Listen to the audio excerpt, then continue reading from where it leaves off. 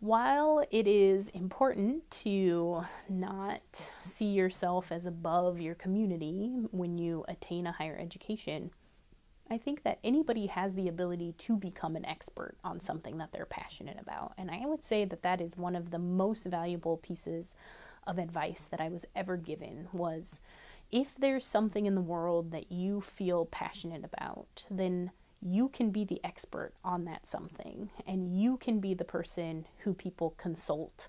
You can be the person who helps to facilitate the action necessary to change that injustice or to promote what you're passionate about.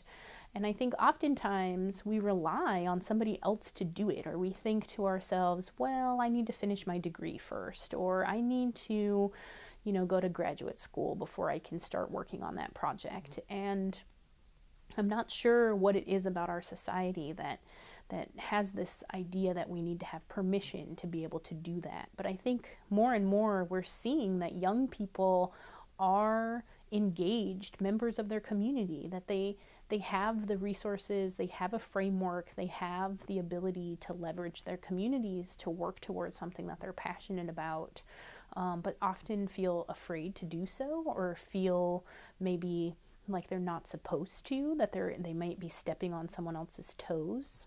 And I think along with this idea that you can be the expert in your area of passion and interest goes along with this idea that no one person can do it all, right? I tell my students all the time that I'm trying to work on my small corner of the world, right? That I only can control my immediate self, my community here, and that I will try my hardest to shape that to reflect the values that I see as important, to address the issues that I'm passionate about. But I need people to be doing that same thing everywhere, right? If everybody had that same passion, we may be accelerating the pace of social change a bit more. And that we need to be working together. There's not one path, there's not one solution. We need all kinds of social change happening. And I think that's really where the value of diversity comes in, that people have a diversity of perspectives, of understanding the world, of thinking about things that other people don't think about every day. And so when we bring all of those voices together and that social action that's happening in each of our corners of the world, we can build momentum together, and that becomes really important and exciting about the potential for changing the world that we live in. Yeah, that's, that's sort of our vision. I mean, is why we do this work is that hope that every Yeah. student and every faculty member and every person who's part of all of this will Mm-hmm. figure out where their place Mm-hmm. is to be contributing. And I That's awesome. remembered as listening to you Okay. what I was thinking. I was curious about, as someone, I mean, I'm not from Minnesota originally, but what your perspective would be as someone who moved here and has Oh, stayed yeah. here and is making a home here, like Absolutely. growing up in the Midwest and the West, Mm-hmm. or what observations, if you want to, would Mm-hmm. you want to share about either Minnesota as a whole or communities within Minnesota, or Sure. anything that you've noticed about Yeah. the state? So I moved to Minneapolis in 2004, and my move to Minneapolis was really exciting. It was the biggest city that I'd ever lived in, and I really felt this sense of home every time I came to Minneapolis. I had visited once before, and I came out for my graduate interview and my graduate school interview, and I just felt like this was the place I wanted to be, and I loved that feeling. And I think the power of home and feeling at home somewhere is really important. Um, and so when I came to Minneapolis, I imagined, because everyone says, oh, Minnesota nice, you're going to have such a good time, that everybody was going to be nice. And everybody is really nice in Minnesota. I won't discount that.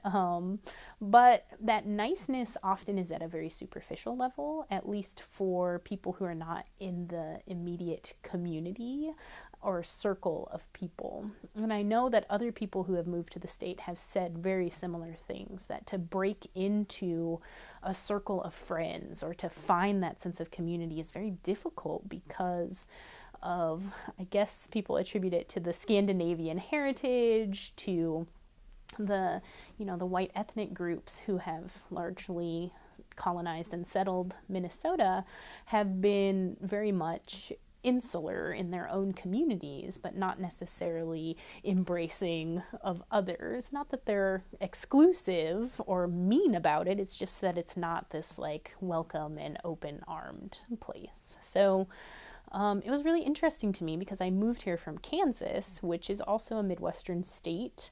But my experiences in Kansas were much different than here. People in Kansas talk to each other in elevators. Like, people are always talking at the grocery store. You have more substantial conversations with strangers than I had ever had. So that didn't happen in Albuquerque either, except when I was with my mother who grew up in Kansas. And so when I moved to Kansas, I had this really great epiphany, like, oh my gosh, this is where my mother comes from, right? Everybody is talking to everybody in the store. Like, you can't get out of a place for very quickly because people are going to be talking about this or that. And I find that that happens here sometimes, but not very often. And oftentimes you have to be the initiator of that, that it's not going to be coming from the supermarket clerk or, the stranger riding in the elevator with you. And so those have been my observations. But once you break into some of those communities or those cliques, it's really rewarding to be a part of Minnesota community. And I would say, with the passage of the gay marriage right to marry in this state has been really a testament to the values of Minnesotans that I have been hearing so much about, right? That Minnesotans value education, that Minnesotans value a world that is based on equality, that Minnesotans are fundamentally invested in living in a state that protects all of its residents and seeks to create that community. And I would say that I really like that rhetoric a lot, and I like to be a part of crafting that, and I don't want to leave this state. So it's amazing to finally feel very much at home after being here for almost 10 years now, in various parts here in the cities, here in Moorhead. But to feel that sense of community is very powerful and very strong, and wanting to give back to that community, I think, is something that's unique to this particular place in the United States.